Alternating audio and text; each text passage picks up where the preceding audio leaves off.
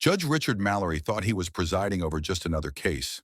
Another reckless teenager with a public defender and a guilty plea waiting to be signed.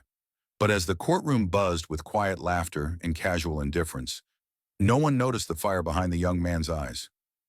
Elijah Brooks, only 19, stood at the defendant's table, hands in his pockets, chin slightly raised.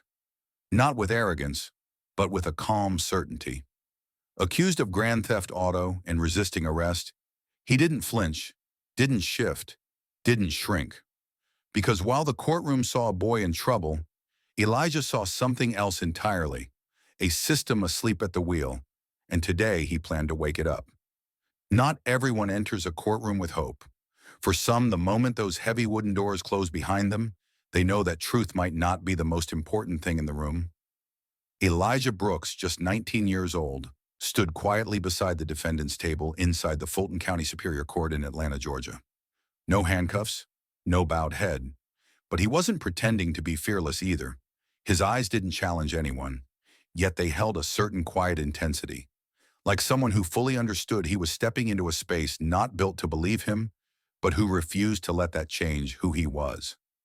He had been charged with grand theft auto and resisting arrest, two serious charges that, for most jurors, instantly paint a picture. Elijah, a young black man with a lean frame, wore a plain, slightly worn shirt. Across from him sat Judge Richard Mallory, a stern white man in his 60s with a long career on the bench. Known as much for his impatience as for his record of rulings, Mallory leaned back in his chair, fingers tapping slowly on the polished wood of his bench, eyeing Elijah over his glasses with the condescension of a man who thought he'd already seen how this story would end. "You think you're some kind of lawyer?" Judge Mallory said, his voice dry, tinged with mockery. The words echoed through the courtroom, drawing a few quiet chuckles from the gallery. The bailiff, the court clerk, even the prosecutor, Tyler Bennett, shared in the amusement. Elijah didn't blink. He didn't flinch. He didn't smile. He simply stood still, hands in his pockets, jaw set, eyes forward. No one in that room knew that while most kids his age were growing up with video games and sports highlights, Elijah was growing up under the yellow glow of a desk lamp beside his mother, Monica Brooks. She had worked as a paralegal for over 2 decades. Elijah had spent his nights listening to her stories, not fairy tales, but real cases. He learned how prosecutors cut corners, how judges played favorites, how defense attorneys sometimes barely tried. While other teens memorized football stats, Elijah memorized case law. He didn't have a law degree, but he had something no school could teach, a deep, lived understanding of how the system really worked. So when prosecutor Tyler Bennett rose with a confident air and a perfectly knotted tie, the courtroom leaned forward. Bennett began laying out the case, each word calculated to sound definitive. A stolen 2022 Audi, a high-speed chase through Midtown Atlanta, a suspect found nearby, fingerprints on the steering wheel. On paper, it was damning. The gallery murmured in agreement. Even the judge looked satisfied, glancing briefly at Elijah as if the verdict had already written itself. Judge Mallory flipped through the case file lazily, muttering something under his breath. "Let's make this quick. I've got a tea time at 2. Another ripple of laughter. But amidst that ripple, something subtle changed. No one noticed the faint curve at the corner of Elijah's mouth, so slight, so controlled, because in that moment, the system made its first mistake, and Elijah knew it. They all thought they were about to watch a routine conviction. What none of them realized was that the young man standing silently at the defense table wasn't afraid. He wasn't unprepared. He was just waiting. Waiting for the exact moment to speak. Waiting for the moment when knowledge would be louder than assumptions. And when it came, it wouldn't be loud. It wouldn't be angry. It would be surgical. And nothing in that courtroom would ever feel the same again. Tyler Bennett had walked into court that morning wearing victory like a tailored suit. Everything about him, his crisp navy blazer, the controlled cadence of his voice, the self-assured pivot of his shoes on the marble floor, spoke of someone who had already won. He approached the jury box with the confidence of a man who had delivered this speech dozens of times before, maybe even rehearsed it in front of a mirror. To him, Elijah Brooks wasn't a person, just another defendant, just another box to check before lunch. Ladies and gentlemen of the jury, Bennett began, his voice warm but clinical, the state will prove, beyond a shadow of a doubt, that the defendant was caught red-handed in possession of a stolen vehicle. A 2022 Audi A6, reported missing just hours before his arrest. His words landed heavy, calculated. The police pursued the vehicle through Midtown Atlanta, where the defendant fled the scene before being apprehended. His fingerprints were found on the steering wheel. The evidence, quite frankly, speaks for itself. There was a pause, a shift. The gallery murmured, nodding. It all sounded so clear, so damning. Judge Mallory leaned forward, resting his chin on one hand. "Go on, counselor," he said, barely hiding his disinterest. Bennett flipped through his papers with dramatic flair, holding up a report. "We also have testimony from Officer Sean Delaney, who witnessed the defendant behind the wheel before the attempted escape. The arrest was made cleanly and by the book. On the surface, it was open and shut. Eyewitness testimony, fingerprints, flight, case closed. Except Elijah wasn't moving. He hadn't shifted, hadn't twitched. His stillness was not fear. It was focus. He was watching, calculating, timing. And then something changed. When the judge turned to the defense table and nodded at Public Defender Karen Shield, she stood, clearly uneasy. "Your Honor," she began, but stopped when Elijah gently placed a hand on her arm. A silent, respectful signal. She hesitated, looked at him, then slowly returned to her seat. Elijah stepped forward and spoke. "I'll be representing myself, Your Honor." The room fell silent, like someone had unplugged the air. For a long moment, no one said a word. Then the judge blinked, confused, before letting out a dry chuckle. "You'll what?" "I'll be defending myself," Elijah repeated, his voice level, unshaken. The courtroom erupted, not with chaos, but with suppressed amusement. The bailiff's eyebrows rose. Bennett smirked. Even Judge Mallory leaned back with a grin that said, "This should be fun." But Elijah wasn't posturing. He wasn't performing. He stepped forward again, hands still in his pockets, letting the tension hang in the air just long enough to make them all uncomfortable. Then he turned to Bennett, calm as still water. "You said Officer Delaney personally saw me behind the wheel, correct?" Bennett didn't blink. "That's right. It's in the official report." Elijah nodded once. "Then I moved to have that testimony dismissed." Mallory sat up slightly. "On what grounds?"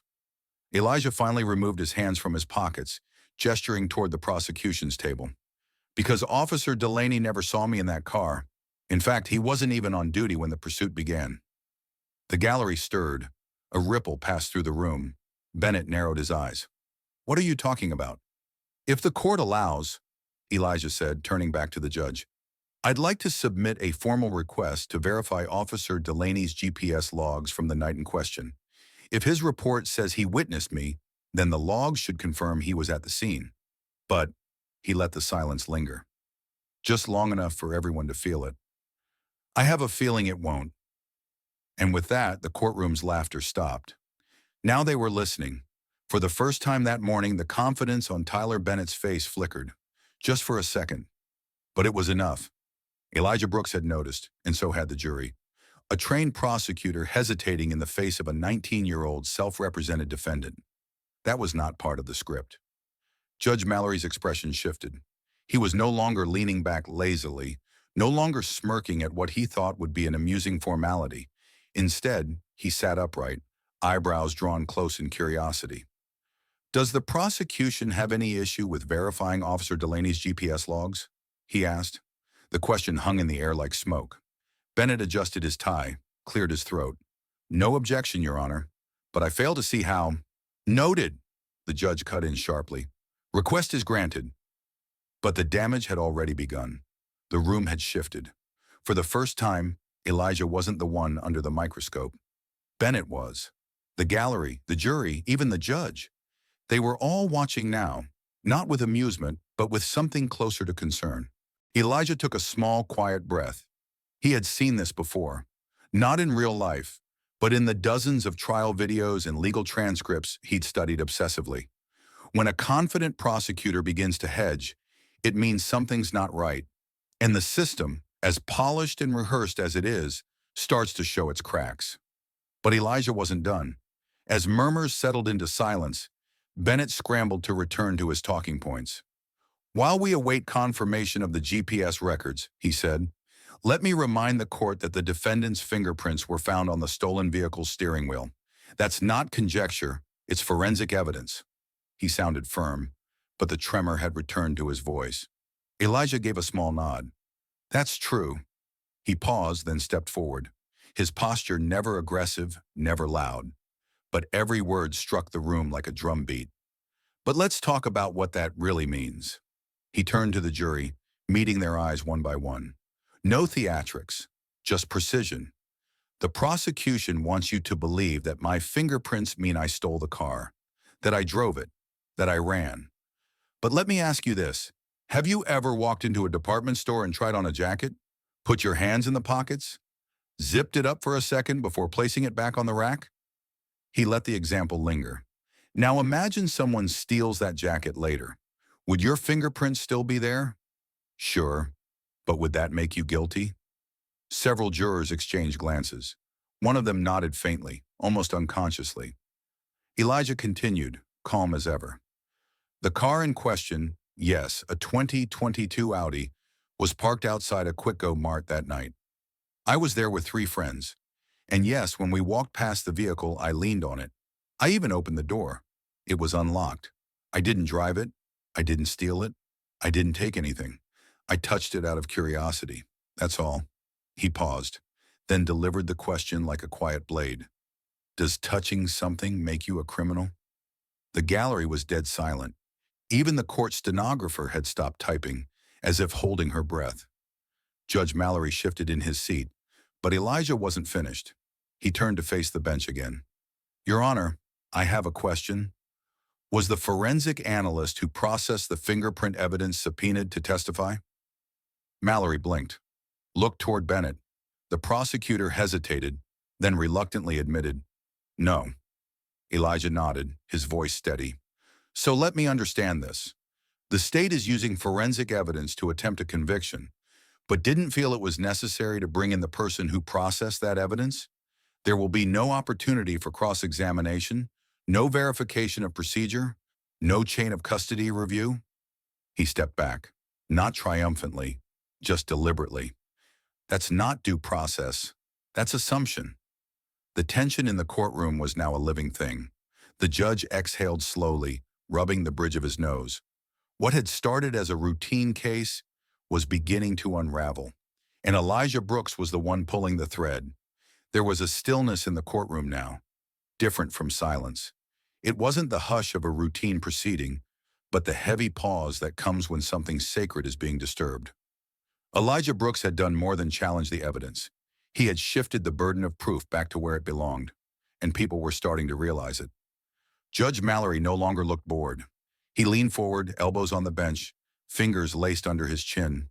Tyler Bennett, the once smooth prosecutor, sat rigid in his seat, flipping through his notes not to find new ammunition, but to keep from losing control. Elijah wasn't rushing. He understood the power of timing, the way each word could weigh more when delivered with patience. He took a single sheet of paper from his folder, then stepped to the center of the courtroom. "Your Honor," he said calmly, "I'd like to submit a new piece of evidence. An official statement from the registered owner of the vehicle, Mr. Gregory Stanton Mallory," raised an eyebrow. "The owner of the Audi?" "Yes, sir." There was a pause as curiosity flickered across the faces in the jury box. Elijah held up the paper. "This statement was given to officers the night the car was reported stolen, yet it was not included in the prosecution's filings." "I believe that omission was intentional," Bennett stood quickly. "Objection, relevance." Elijah didn't even look at him. "Mr. Stanton told officers, and I quote, 'I left my car running when I ran into the gas station. Some kid must have jumped in and taken off. But it wasn't the guy you arrested. I saw the kid. He was white.'" The words fell into the courtroom like a dropped weight. A gasp rippled through the gallery. Someone in the jury audibly whispered, "What?" Elijah turned to the judge. "This was in the original police report. Officer Delaney omitted it in his testimony. The prosecution ignored it. And yet they want this jury to believe that I, a young black man, matched the description of a white male suspect. Bennett tried to interject. "Your Honor, this defendant," but Elijah cut through him, not with volume, but with clarity. "I was arrested several blocks away from where the vehicle was found. I wasn't near the car. I wasn't running from anything. The only connection between me and that car is a flawed report and a flawed assumption." The courtroom was frozen. Judge Mallory sat back slowly, processing everything. And in that moment, something shifted in his gaze. Not sympathy, but a recognition he hadn't expected to feel. The recognition that maybe, just maybe, this young man in front of him wasn't here to outsmart the court. He was here to hold it accountable. Elijah Brooks stood alone at the center of the courtroom, but somehow it felt as if the weight of the entire system had shifted onto someone else's shoulders. Not his, the judge, the prosecutor, even the gallery. They were no longer spectators to a trial. They were witnesses to a reckoning. Bennett was struggling to keep composure now. His file folder, once so neatly organized, lay scattered across his desk as he flipped through pages, hunting for something, anything, that could patch the hole Elijah had just torn into the prosecution's narrative. "Elijah Brooks was found in possession of the stolen vehicle," Bennett declared, trying to regain momentum. "That is fact." Elijah turned slowly. "No, Mr. Bennett, I wasn't. I was arrested blocks away, walking home from Quick Go Mart after buying snacks with my friends. The car had already been abandoned. I wasn't in it. I wasn't running from it. I didn't even know it had been stolen." He turned to the jury once again, the authority in his voice so calm it silenced any attempts to interrupt. "What this case shows isn't my guilt. It shows how dangerously easy it is to assign guilt based on proximity, based on race, based on assumption." The tension in the room grew dense again, this time not with drama, but discomfort, the kind that comes when people are forced to confront something they would rather not. Elijah continued. "When that Audi was stolen, the officers didn't search for evidence. They searched for someone who looked like a suspect, and when they saw me, walking while black, they decided that was close enough." He stepped toward the prosecution's table and picked up the fingerprint report Bennett had been relying on. He held it up, not to grandstand, but to make a point. "This," he said, "is not truth. It's interpretation. My fingerprints were on the door handle, not the ignition, not the steering wheel, as previously claimed, and that matters. But more than that, what matters is what wasn't done. No surveillance footage from the gas station was submitted. No one contacted my 3 friends who could have verified I was with them. No forensic specialist was brought in to testify. Just assumptions and a rushed attempt to close a case." Elijah turned to Judge Mallory. "Your Honor, I'm not here to embarrass this court. I'm here to ask a simple question. How many people like me are sitting in cells right now because the system didn't take the time to look twice?" The judge didn't respond. He didn't have to. His silence said enough.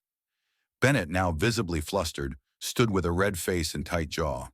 "Your Honor, we object to this emotional manipulation. The facts are flawed," Elijah said, not missing a beat. "And if we can't trust how they were gathered, we can't trust the conclusion drawn from them." He turned to the jury one final time in that moment. "I'm not asking you to believe me because I'm young or well-spoken. I'm asking you to demand more from this process. If I'm guilty, let the evidence prove it. But if all you've heard are guesses, shortcuts, and withheld truth, then what kind of justice is that?" Judge Mallory exhaled deeply. He reached for his glasses, took them off, then leaned forward, rubbing the bridge of his nose like a man who had just realized this case was never what he thought it was. And in that moment, it became clear. The trial wasn't just about Elijah Brooks anymore. The trial was about the courtroom itself. The courtroom, once filled with chuckles and certainty, had fallen into a silence so complete it felt like the walls themselves were listening. Not a whisper stirred, not a paper rustled. Elijah Brooks stood at the center of it all, not victorious, not smug, but unshakably present. He wasn't asking for applause. He wasn't even asking for sympathy. He was demanding something far rarer: fairness. Judge Richard Mallory leaned back in his chair, the wooden frame creaking beneath him as if echoing the weight of his thoughts. His eyes weren't on the prosecutor now, nor on the clerk, nor the gallery. They were fixed on Elijah. For the first time that day, there was no trace of superiority in them, only reflection, the kind that comes not when you're proved wrong, but when you realize you never even asked the right questions. Tyler Bennett, the once commanding prosecutor, sat at his table, his notes untouched, his jaw locked in quiet frustration. There was no more case to argue. Every thread he had relied on had unraveled, some yanked loose by Elijah, others exposed by their own fragility. All that remained was a hollow narrative, paper thin and echoing with doubt.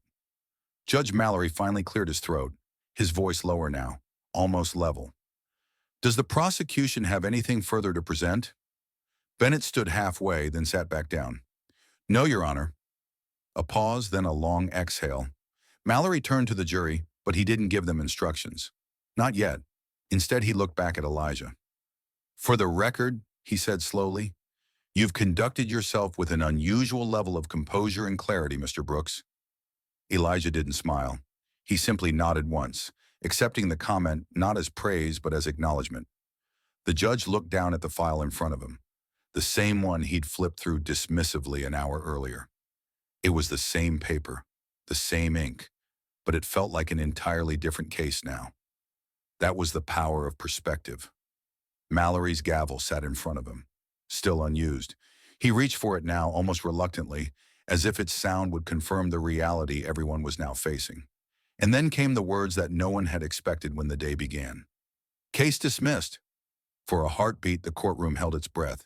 Then it exploded, not in applause but in disbelief. The gallery shifted with murmurs. Reporters near the back leaned forward, scribbling furiously. One woman gasped. A man shook his head. Somewhere, a camera shutter clicked. But Elijah didn't move. He stood still, letting the moment wash over him, not basking in it, just allowing it to be what it was, a correction. Judge Mallory remained seated, watching him, and for the first time since the morning began, he didn't see a defendant standing before him. He saw something else, someone else, perhaps a reminder of who the system was supposed to protect, perhaps a reminder of who it had failed. Elijah turned to leave, stepping away from the defendant's table for the first time. But just as his hand reached the door, Mallory's voice called out again. "Mr. Brooks." He stopped, hand resting on the polished brass handle, but didn't turn around. "You should consider law school." Elijah allowed himself the smallest of smiles. "I already have," he said quietly, and walked out, leaving behind not just a dismissed case, but a courtroom that would never quite see a trial the same way again. Outside the grand stone courthouse of Fulton County, the air was dense with the aftermath of something extraordinary. The sky hung low, the clouds unmoving, as if even nature was holding its breath. Reporters swarmed the steps, their cameras clicking like insects, their voices rising above one another in a frenzy of questions aimed at a young man who had just made the justice system flinch. "Elijah, did you expect the judge to dismiss the case?" "Elijah, how does it feel to outsmart a seasoned prosecutor? What's next for you?" But Elijah Brooks didn't answer. He didn't slow his pace. With his hands tucked into the pockets of his hoodie and his head bowed just slightly, he walked straight down the stone steps. Not with arrogance, not even with relief, but with quiet certainty. This wasn't a moment for headlines. It wasn't a spectacle. It was something deeper, something personal. At the bottom of the steps, Monica Brooks stood waiting, arms folded, eyes searching. The years had carved quiet strength into the lines of her face. She hadn't spoken to the press. She hadn't looked at the cameras. She had simply waited like she always had. When Elijah reached her, she didn't say anything at first. He just stopped. She looked at him for a long moment. "You scared me half to death," she finally said, voice low.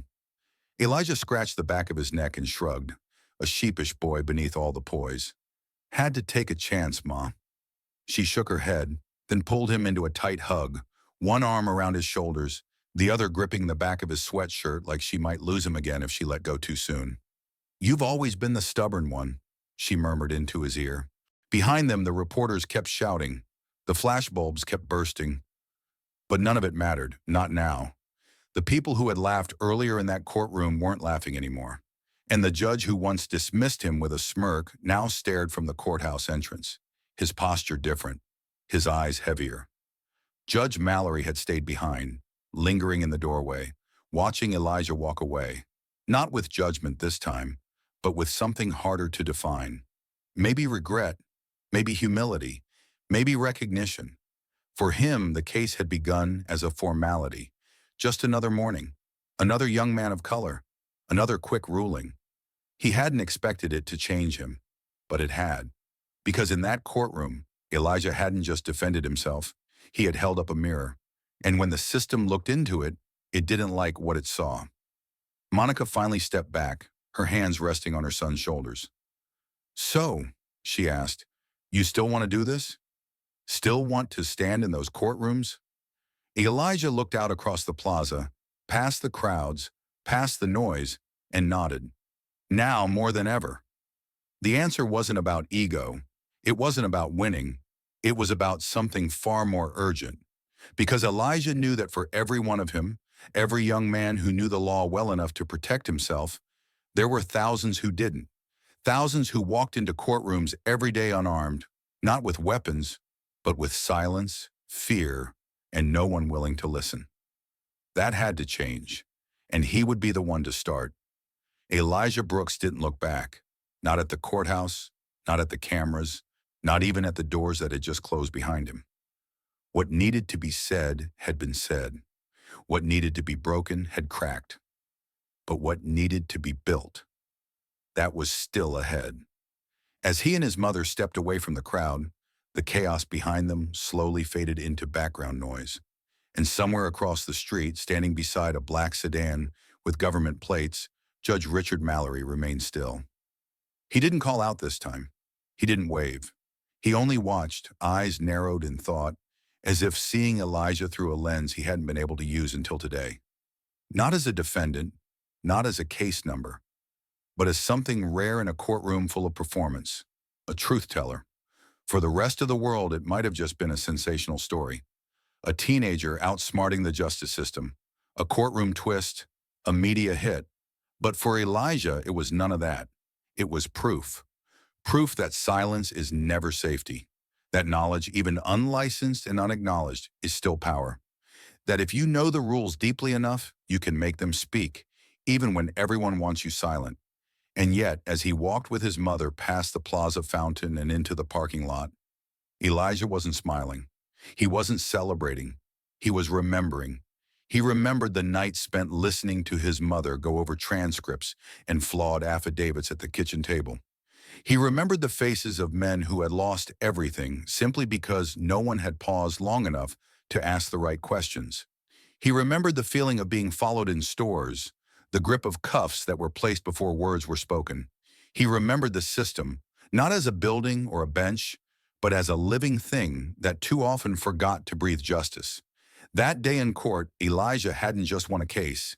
He had exposed a pattern, and patterns once seen can't be unseen. He didn't have a JD, not yet. He didn't wear suits or carry a briefcase. But what he did carry, what he always would, was a fire. A fire lit not by ambition, but by necessity. Because next time, it might not be him. It might be a boy with no voice, a mother with no help, a family with no proof. And if no one stood up, they would fall the way so many already had. Elijah wouldn't let that happen. This courtroom wouldn't be the last one he stood in. But next time, he wouldn't be defending himself. He'd be defending someone else. And when that day came, the judge wouldn't blink. The system would. In a world where justice often favors speed over truth, Elijah Brooks reminds us that silence is not safety. His story proves that knowledge and courage can dismantle even the most rigid systems. When assumptions replace evidence and appearances outweigh facts, the innocent suffer. Elijah didn't just defend himself, he forced the system to look in the mirror. Let his voice echo for those who have none. Justice must not only be served, it must be examined. Because next time, it may not be Elijah. It could be someone you know, or someone who never got the chance to speak. If this story moved you, don't forget to like the video, share it with someone who needs to hear it, and subscribe to our channel for more powerful content. We'd love to hear your thoughts. Leave a comment below and let's keep the conversation going.